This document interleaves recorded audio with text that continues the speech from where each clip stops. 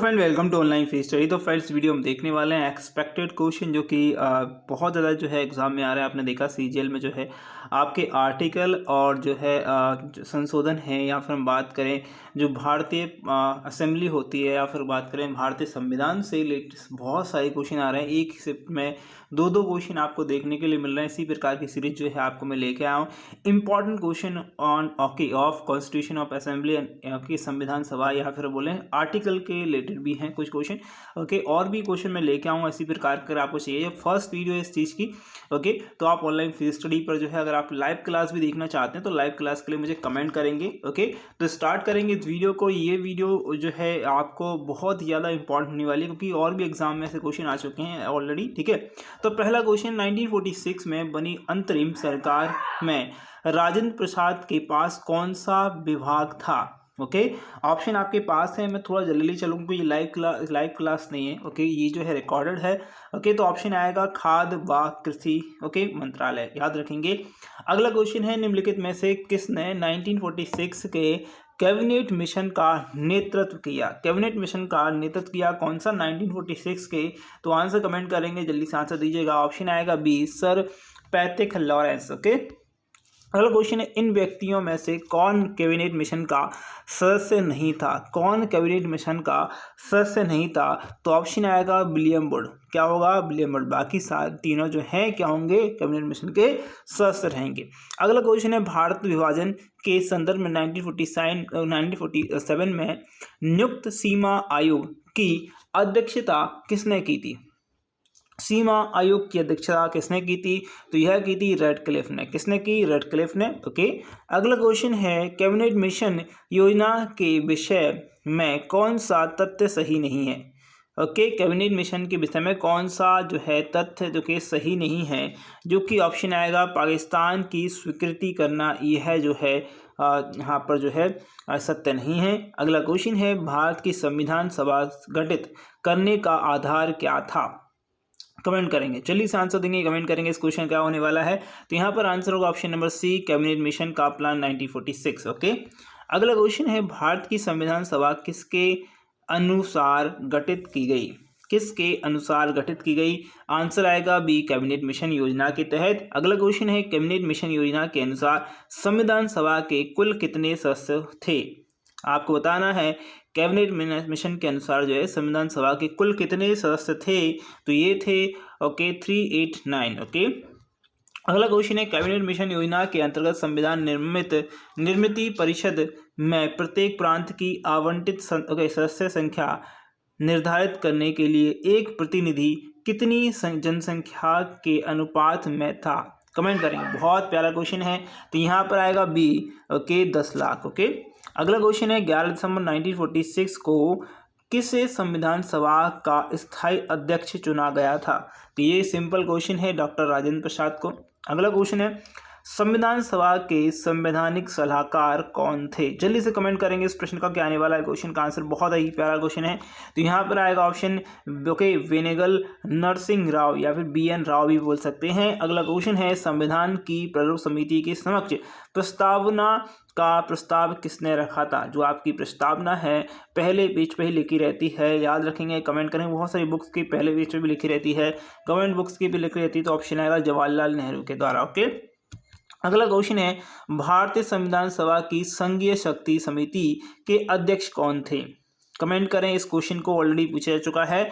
तो आंसर आएगा पंडित जवाहरलाल नेहरू। ओके, अगला क्वेश्चन है, भारतीय संविधान सभा ने भारतीय राष्ट्रीय ध्वज की प्रारूप की अंगीकार जो है किया, कब किया आपको बताना है। बाकी पेंगली वेंकैया ने इसको डिजाइन किया, ध्यान रखेंगे। तो आंसर आएगा बी, 22 जुलाई 1947। ओके, अगला क्वेश्चन है, भारत के राष्ट्रीय ध्वज का डिजाइन किसने तैयार किया? तो भी मैंने बताया पेंगली वेंकैया। तो option B is correct answer. अगला क्वेश्चन है, संविधान निर्मित सभा में झंडा समिति के अध्यक्ष कौन थे? ये क्वेश्चन बहुत सिंपल है, आंसर कमेंट करेंगे इस क्वेश्चन का क्या आएगा। ओके, तो झंडा समिति के अध्यक्ष थे JB कृपलानी। ओके, अगला क्वेश्चन है कि संविधान सभा के कितने उपस्थित सदस्यों ने संविधान पर हस्ताक्षर किया था?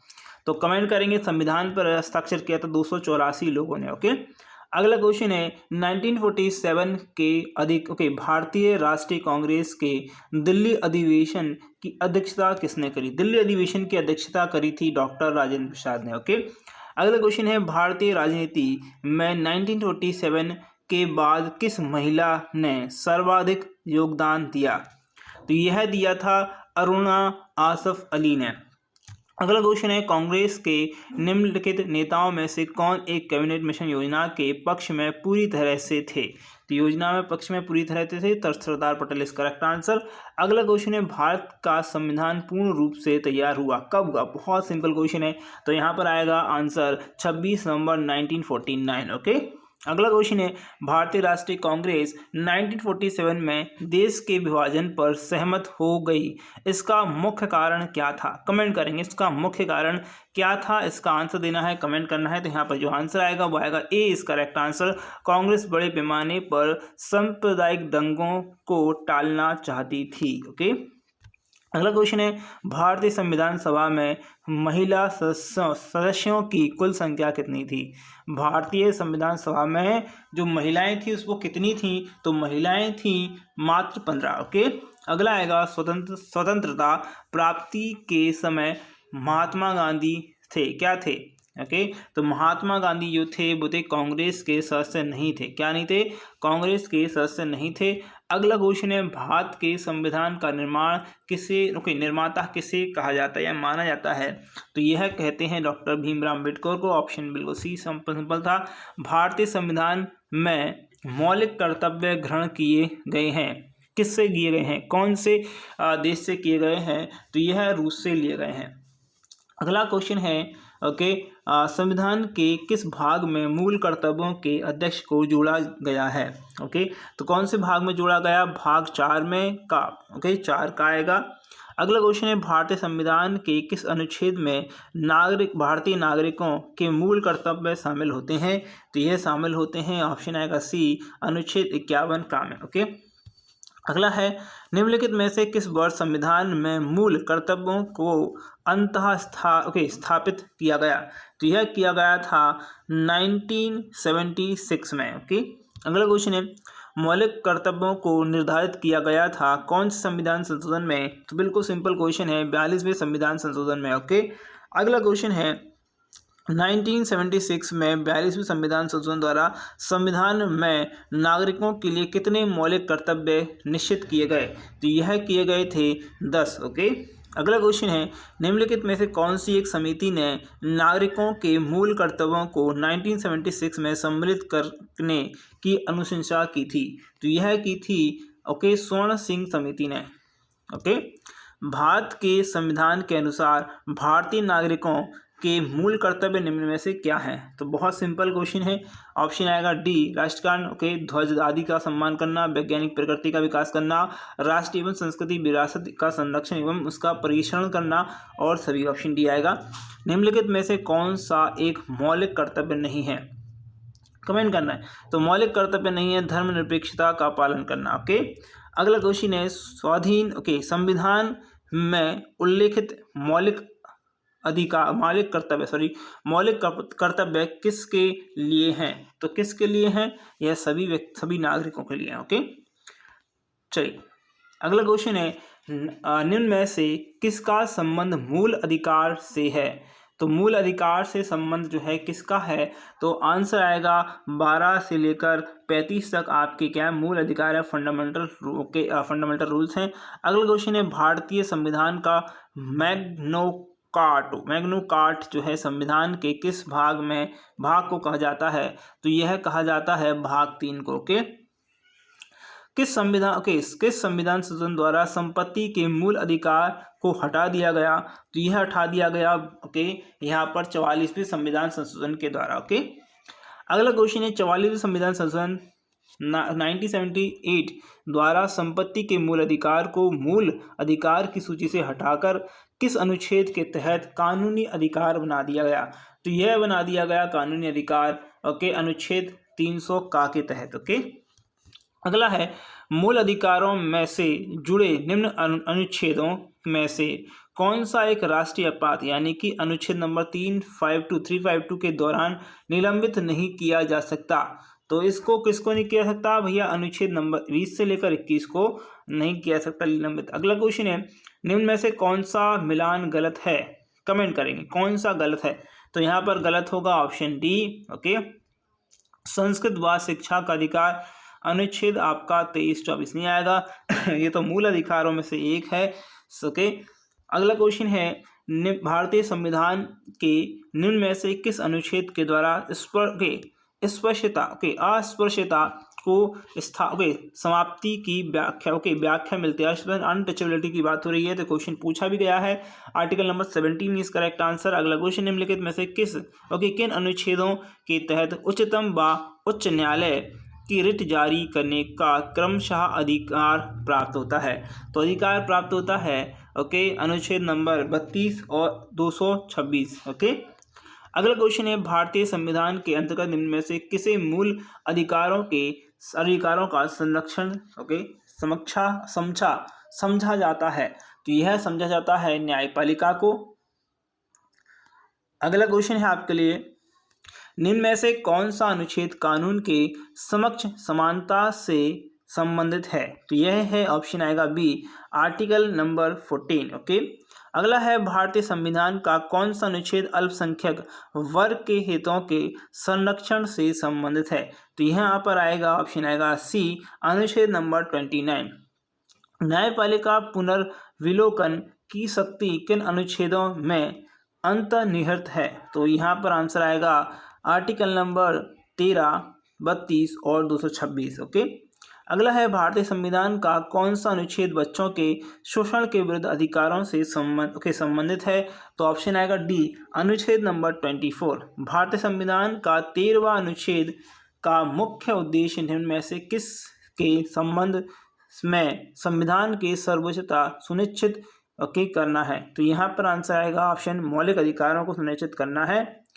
भारतीय संविधान के अधीन केवल भारत के नागरिक को ही यह अधिकार प्राप्त होगा। तो आंसर क्या होगा, जल्दी से कमेंट करेंगे। बहुत प्यारा क्वेश्चन स्क्रीन पर है।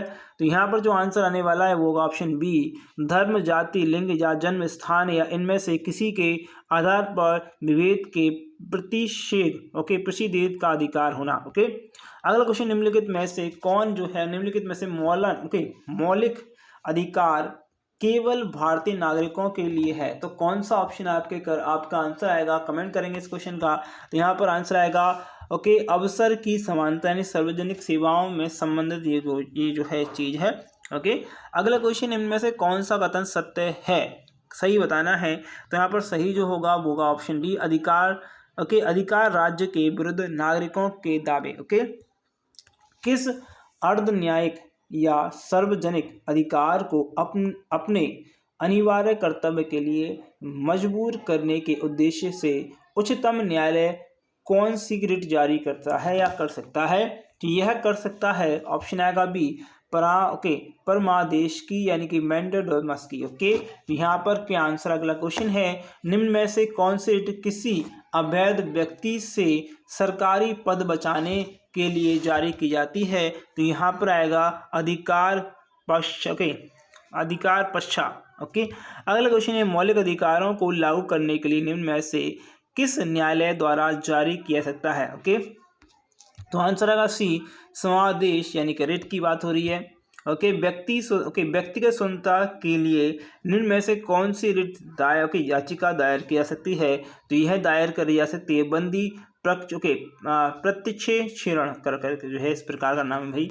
अगला क्वेश्चन है, कौन सी कैदी किसी कैदी को न्यायालय के समक्ष प्रस्तुत करवाने के लिए किस रिट का आवश्यकता होती है? तो यह होती है बंदी प्रत्यक्षेक्षण। बिल्कुल सिंपल क्वेश्चन था, अगला वाला ही रिपीट था। ओके, तो यहाँ पर ये लास्ट क्वेश्चन मैं पूछ रहा हूँ, आप लोगों को आंसर कमेंट करना है। आपका यह क्वेश्चन है, निम्नलिखित में से किस रिट के अंतर्गत किसी व्यक्ति कर्मचारी